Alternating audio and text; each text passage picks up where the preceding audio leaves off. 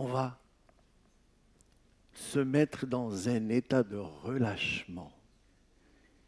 Ok, mes amis, parce qu'on est certainement venu pour chercher des choses pratiques. Chacun ici vit des problèmes physiologiques, psychologiques. C'est pas évident la vie. C'est des choses difficiles qu'on est en train de passer, de vivre. C'est le passage. Il y a le passage et le passage. On est en train de vivre un passage hyper difficile.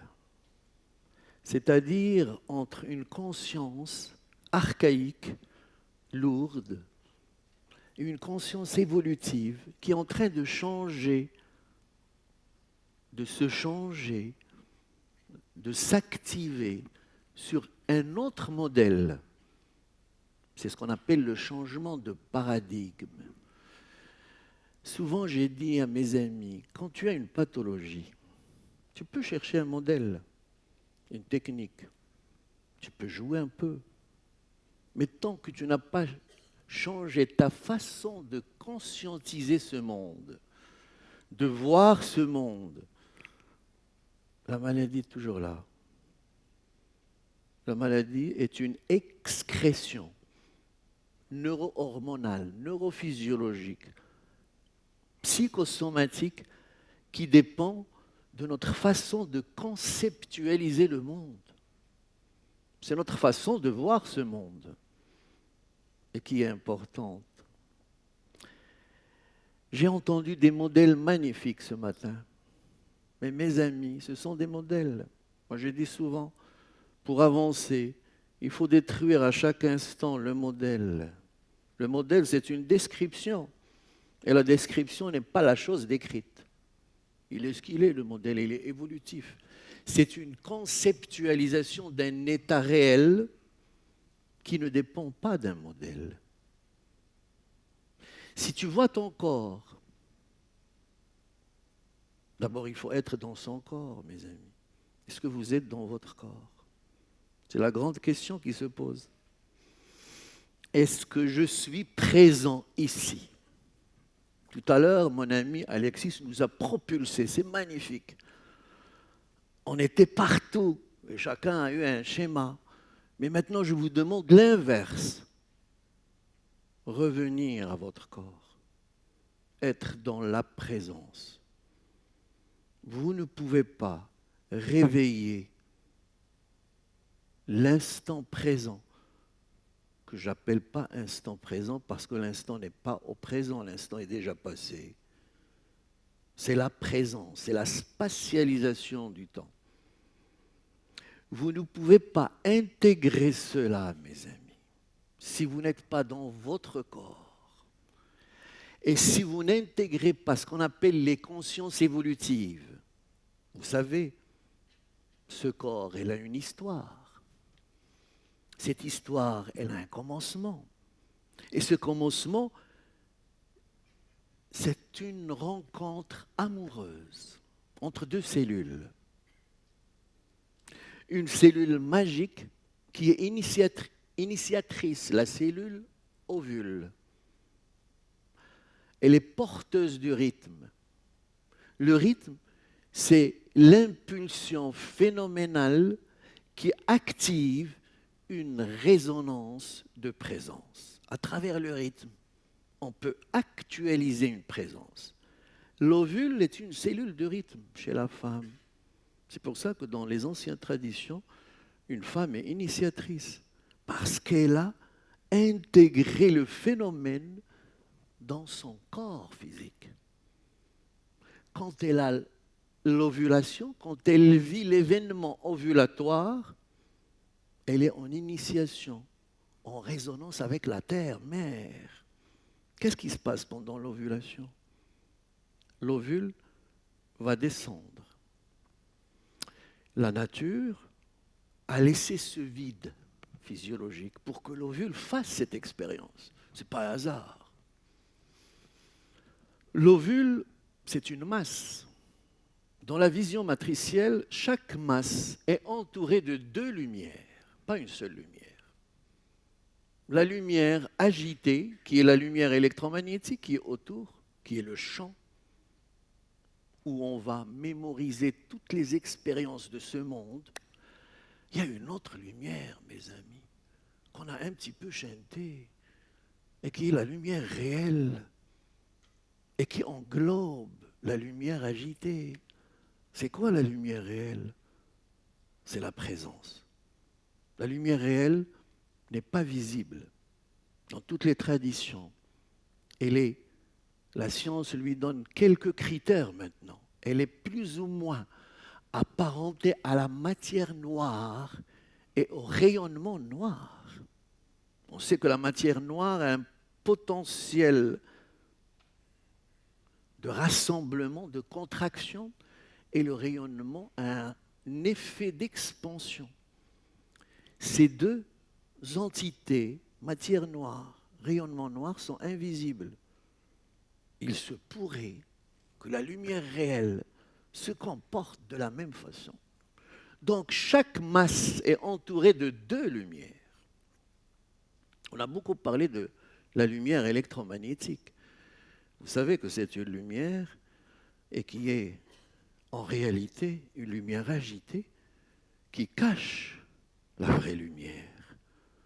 Mais, mes amis, on a besoin de la vraie lumière parce qu'elle a un potentiel extrêmement subtil au niveau physiologique, au niveau de l'organisation globale de l'être et au niveau de la connexion avec l'essentiel. Là, pour être dans son corps, pour être dans la présence, il faut ouvrir le vortex de la lumière réelle. Cet ovule, elle est entourée de deux lumières aussi, puisque c'est une masse. Et la lumière réelle est rentrée en résonance avec la Terre, qui est une masse, qui a deux lumières.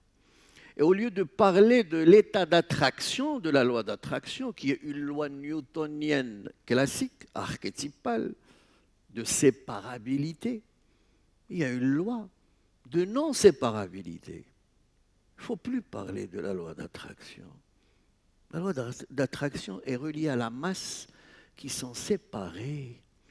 C'est la loi de l'état fusionnel de ces deux lumières réelles qui ont tendance à fusionner. C'est-à-dire l'ovule, cette petite cellule magique, va s'informer par l'état fusionnel de toute la connaissance archétypale, akashique, qui est nichée dans la lumière réelle de la Terre. Waouh, c'est ça l'initiation. Ô femme céleste, réveille-toi, Habiba. C'est la femme initiatrice dans toutes les traditions. La femme avait ce potentiel. Elle est vénérée. Mais les trois religions, je ne sais pas ce qu'ils font par rapport à la femme. Elle devient pratiquement impure pendant cette phase. Pourquoi impure? Parce qu'on a créé une interprétation et on a peur de tout ce qui touche à la transcendance. Tout ce qui touche à la liberté de l'homme fait peur au système, mais à l'homme dans sa nature agitée, phénoménale. Mes amis, c'est ça le passage, se réveiller à notre vraie nature, lumière réelle. Donc, durant ce mécanisme, l'ovule a possédé une impulsion de connaissance globale et globalisante, focalisée au niveau de la lumière réelle de la Terre. Et ce mouvement a pris forme. La fécondation, c'est une rencontre magique entre une information actualisée de toute la Terre au sein de l'ovule et une information électromagnétique centralisée sur le spermatozoïde. Le porteur de l'agitation, c'est le spermatozoïde. Il s'agite dans tous les sens. Et cette fécondation a ramené ce qu'on appelle la trilogie fondamentale, les trois feuillets. Les trois feuillets Et c'est pour ça que tout à l'heure, quand j'ai entendu Habib Nourdine parle du code de Jésus, d'abord c'est le code Christos. Jésus a fait une transmutation. S'est activé dans la résonance phénoménale pour actualiser le code que l'embryon ici, chacun de vous a déjà fait une actualisation de ce code pendant la phase embryonnaire. Parce que ces 3 feuillets vont être dans la mouvance phénoménale. Mes amis, l'embryon, il passe son temps à bouger. Il bouge tellement qu'on a l'impression qu'il est immobile. Et il y a 2 feuillets qui bougent. Chaque feuillet, quand il dessine dans la matrice utérine une forme, la forme attire l'information. Et c'est comme ça qu'il s'autoconstruit lui-même via l'informationnalité globale nichée dans l'akasha, actualisée par l'ovule. S'il veut fabriquer un foie, il va danser la danse cosmique. Il danse, Habib. Il danse dans le ventre. Et quand il façonne un dessin, un schéma, il attrape une information. C'est ce qu'on appelle les attracteurs informationnels. Et il se trouve que pour focaliser un organe, structurer un organe, ces dessins, ces schémas, ces mouvements doivent être en résonance avec le nombre d'or. Donc vous savez ça depuis votre gestation, Habib. Vous connaissez le code Christos depuis le commencement. Il est en vous. C'est pour ça que j'aimerais bien que pendant cette petite intervention, revenez vers vous, Habib. Rien n'est en dehors. Tout se passe à l'intérieur. Et ce n'est pas l'intérieur, c'est de l'intérieur intériorisable. C'est pour ça que dans la tradition soufie, on dit que le champ de tous les possibles, qu'on peut démontrer maintenant avec les données de la physique quantique, il est où ce champ? Symbolisé par la tradition, il est plus proche de toi que ta veine jugulaire. C'est la source de la pensée. C'est l'essentialité non manifestée qui est l'alpha et l'oméga de tout être humain, mes amis. C'est ça qu'on doit intégrer. Et je dis toujours à mes amis, varier avec les variables, mais tenir la constante. Ça veut dire que cet embryon, quand il bouge, il façonne, il structure, il oriente, il dynamise. Mais attention, quand il y a un mouvement, il y a toujours un petit arrêt entre 2 mouvements, un petit silence. Et il y a un feuillet magique, mes amis, qu'on appelle le feuillet mésodermique.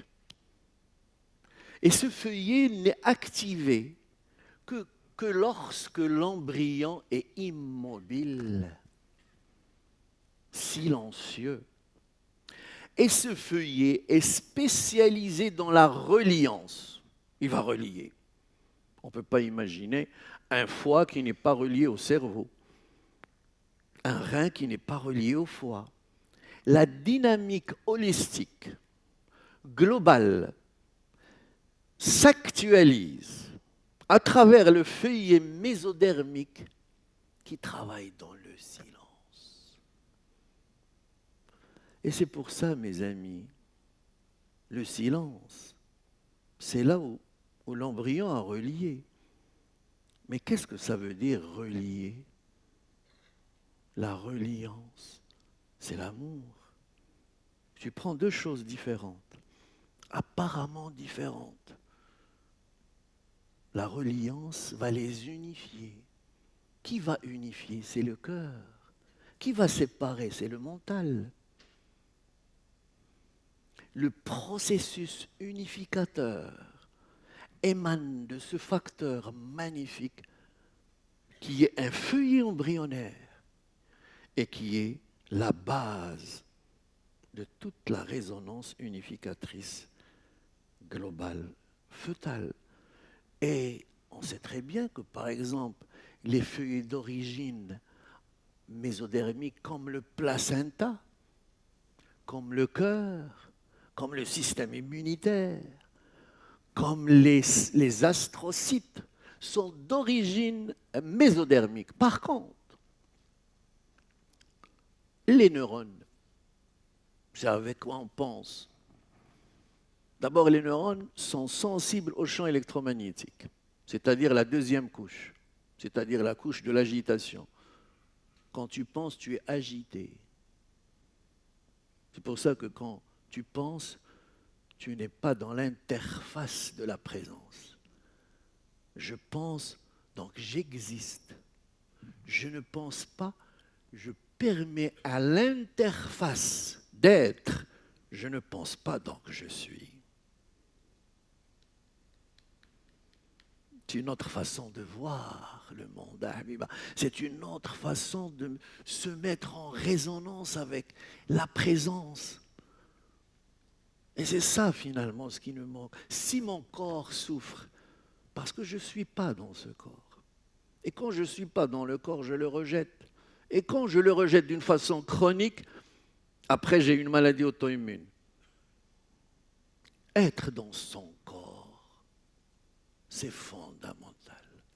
C'est la première des choses pour réaliser un cheminement spirituel.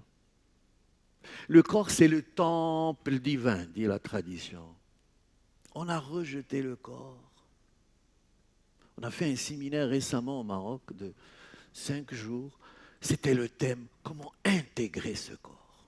par des techniques védiques, soufis, et par une actualisation dans notre espace-temps. On ne va pas utiliser des techniques d'il y a 2000 ans quand même. On vit une époque scientifique. Et il ne faut pas rejeter la science non plus, l'allopathie, tout ça, ça fait partie de notre monde. Quand tu es dans le rejet de ton corps, tu rejettes tout. Et tu trouves une justification pour tout rejeter. Le rejet est synonyme de la peur. Quand tu rejettes, tu es dans la peur. Et tu cherches la sécurité, et tu vas encore être dans la peur. Celui qui cherche l'hypersécurité se renferme dans un cercle vicieux où la peur va le phagocyter en permanence. Notre système est un système de sécurité, à la recherche de la sécurité. Donc on est dans la peur. Comment être dans la peur? Comment être dans son corps sans être dans la peur? C'est un constat. Il faut être à la lecture. Il faut être dans cette présence pour réaliser que tu es dans ton corps. Pas facile, mes amis, c'est pas facile. Donc ces 3 feuillets qui vont structurer l'embryon, qui vont le façonner à travers un mouvement, à travers un silence, à travers une danse. Quand il est dans la phase immobile, il chante le temps. Il n'est plus dans le temps. On peut dire que le mouvement cristallise le temps et l'immobilité transcende le temps. Pour relier, il faut qu'il transcende le temps. Pour aimer, il faut être hors temps. Quand tu es dans le temps, tu calcules, mais ce n'est pas de l'amour. L'amour transcende le temporel.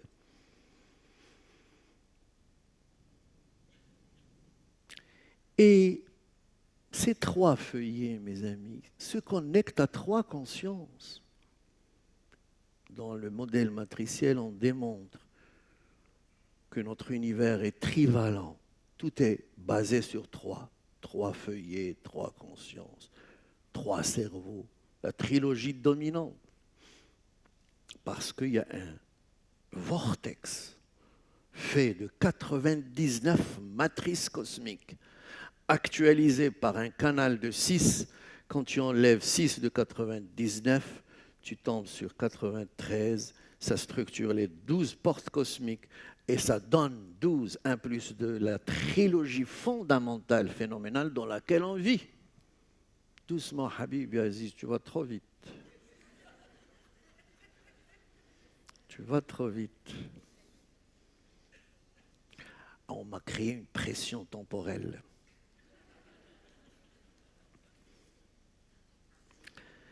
Donc il y a 3 consciences reliées à ces 3 feuillets. Mes amis, quand vous vivez un choc, un stress intense, une petite pathologie, la première des choses, dans le phénomène pathologique global, je généralise, il y a ce qu'on appelle le processus inflammatoire, n'est-ce pas? Et dans le processus inflammatoire, il y a ce qu'on appelle l'eau, des œdèmes. Pourquoi il y a des œdèmes? Pourquoi toujours on a souvent, quand il y a une pathologie quelconque, il y a un apport d'eau exagéré dans les arthroses. Ça commence par un petit œdème, un gonflement. Pourquoi? Parce que, mes amis, le fœtus évolue dans un monde aquatique. Et souvent, on a une mémoire que c'est le fœtus qui capte la régénérescence des organes. C'est lui qui a la connaissance. On va régresser dans cette mémoire embryonnaire et on va apporter de l'eau. C'est-à-dire, si tu fais une réaction œdémateuse, c'est une réaction régressive embryonnaire, tu es encore un embryon, Habib. Et on a vu, on a remarqué qu'on est encore des embryons. Nos réactions fondamentales font appel à un état œdémateux qui ressemble, par un mimétisme fonctionnel, aux activités physiologiques embryonnaires. Et souvent, c'est des œdèmes qui dépassent le seuil de tolérance, un OAP, des trucs intenses, où le vital peut être agressé. Capito, mes amis, quand tu sens que tu fais un appel à une conscience embryonnaire, sache que c'est bien, mais ce n'est pas la finalité. Tu sors, Habibi, maintenant tu n'es pas dans de l'eau. Cette salle, ce n'était pas de l'eau, c'est l'air. Les consciences embryonnaires régressives ont laissé la place à la conscience évolutive active. Les 3 consciences évolutives maintenant qu'on a chanté. On a tellement peur quand vous retournez dans la matrice utérine. On a peur, c'est la peur qui nous pousse à faire ça. Et tu vois quelqu'un avec un conflit, on peut même expliquer les œdèmes de Dirkhamer au niveau cérébral. C'est exactement ça. Tout œdème est une régression embryonnaire vers les consciences régressives embryonnaires. Soyez conscients de ce mécanisme. Il y a des thérapies régressives. Certes, il y a une solution dans les thérapies régressives, parce que la mémoire embryonnaire renferme une solution. Une solution. Hein? Une solution. C'est-à-dire un truc dans l'eau. Mais ce n'est pas ce que je cherche, moi. On cherche à s'ouvrir sur les consciences évolutives. Il reste 5 minutes, Habibi, il me dit 5 minutes. Hein? De toute façon, on va le chanter, Habibi, on va le transcender. On l'aime. On l'aime tellement, cet homme. Il est magique. En plus, tout à l'heure, on m'a posé la question, Aziz, pourquoi tu n'as pas préparé, comme tout le monde, des trucs? Et j'ai dit, j'aime tellement mes amis que je ne peux pas propulser un savoir passé. Je reste à l'écoute. ce qui vient. Et c'est ça la différence entre le savoir et l'écoute et la connaissance. C'est pour ça que dans les formations de l'approche matricielle, j'ai dit à mes amis, non, ce n'est pas quelque chose qui est réservé à des êtres particuliers qui viennent de l'Inde avec des barbes. C'est bien, on respecte tout le monde. Mais c'est vous maintenant. L'écoute, c'est vous. Et c'est capital, cette écoute. On a besoin de cette écoute. Donc les consciences évolutives, Habibi, on a phagocyté les 5 minutes, on va les retrouver après. Les consciences évolutives doivent s'actualiser. C'est pour ça que la tradition évolutive nous aide maintenant à réveiller ce potentiel en nous, à faire transcender les consciences embryonnaires qui parfois sont intéressantes, mais souvent sont problématiques. Exemple, j'ai vu quelqu'un à Marrakech faire une danse intense et j'étais en train de voir un embryon. Je dis, waouh, Habibi, c'est beau, tu danses, mais tu régresses, attention. Est-ce que tu es capable de revenir vers ton corps? Si tu régresses pour avoir une information, ok. Mais est-ce que tu es capable de chercher l'autre information pour laquelle tu es dans une forme adulte? Cesse d'être un embryon, sors dans ton écosystème, profite de ce qui se passe, actualise la présence dans ton espace-temps. Et c'est pour ça qu'on est souvent dans le passé. L'embryon se fixe dans les résonances passées ou dans les projections futures. Donc ces consciences régressives, c'est vraiment un problème. Dans pas mal de thérapies, on trouve ce facteur de régression. La danse, c'est magnifique la danse. Et il faut qu'elle soit connectée aux consciences évolutives. On prend un soufi par exemple. Quand il rentre dans sa danse, il ne reste pas mécanique, où il y a une musique artificielle, non, il répète les sutras. Un sutra, c'est une reliance avec le non manifesté. Donc il se relie aux consciences évolutives. Il quitte la sphère aquatique pour toucher la sphère évolutive. C'est ça l'accompagnement par les résonances actualisées. Et c'est pour ça quand on fait des danses soufis, il faut les actualiser par les sutras. Ou bien tu bascules dans les consciences régressives. On adore revenir vers le petit nid chaud, magnifique, très beau, où il y a des belles choses. Mais ce n'est pas notre référentiel maintenant. Il y a même Freud qui a parlé de l'expérience océanique, les travaux de Groff par rapport aux matrices périnatales. On a décrit des choses magnifiques, mais sont tellement beaux qu'il y a autre chose de plus beau encore. À vivre dans votre présence par rapport à ce corps, dans un milieu aérien, connecté à la source, au champ de tous les possibles. Donc, Habibi, je vous demande, avec une petite intériorisation maintenant, j'ai terminé un peu parce que Habibi, il faut qu'il fasse sa résonance. On fera une journée la prochaine fois, une journée où on va parler. Je vous projette là, hein? Je vous projette à Habiba. Il m'a demandé de vous faire une petite séance pratique pour venir dans notre espace-temps. Mais vous savez, la pratique, elle a deux façons de s'actualiser, la pratique. Il y a une pratique systématisante qu'on va systématiser sous forme de formules. Tu vas faire ça, tu vas faire ça. Toute pratique systématisable est une résonance de la lumière agitée. Toute pratique qui se réveille à l'écoute est une pratique qui ouvre un vortex vers la lumière réelle. Exemple, vous êtes thérapeute, vous avez une méthode. Vous avez la méthode et le patient devant vous. Vous venez d'apprendre une méthode, hein? Vous ne l'avez pas encore intégrée.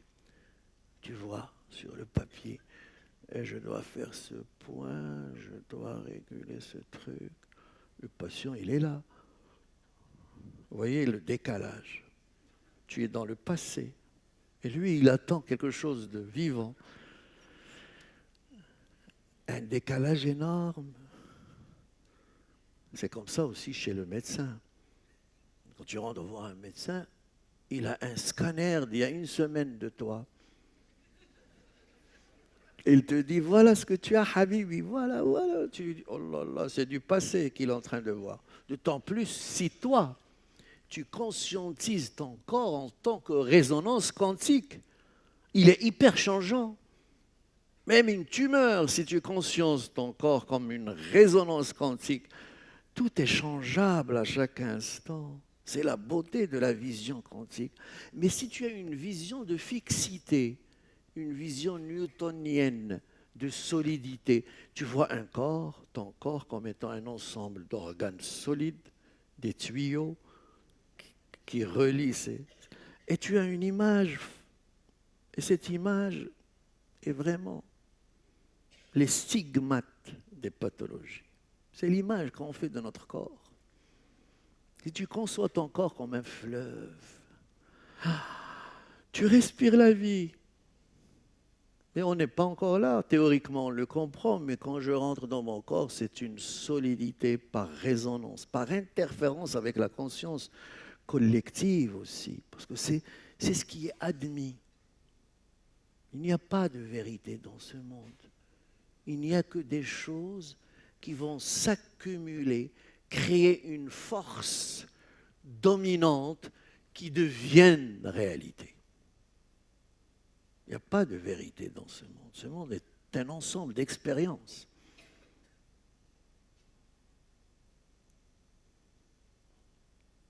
Donc Habibi me demande pour vous donner une technique. Et moi j'étais en train de dire, il y a quelques jours à Milan, que chaque thérapeute doit créer à chaque instant une méthode différente d'hier. Parce qu'il est à l'écoute de son patient. Et vous pouvez le faire. Si vous êtes en train de projeter un savoir passé sur un vivant, vous n'avez pas compris le vivant. C'est pour ça, mes amis thérapeutes, restez en résonance de la présence et actualisez votre méthode à chaque instant et par rapport à chaque patient. Et la vie qui va prendre forme. C'est ça la vie. C'est l'hétérogène changeant à chaque instant. L'homogène n'est pas en résonance avec le vital. La diversité est la symbolique cosmique de l'unicité. Merci mes amis.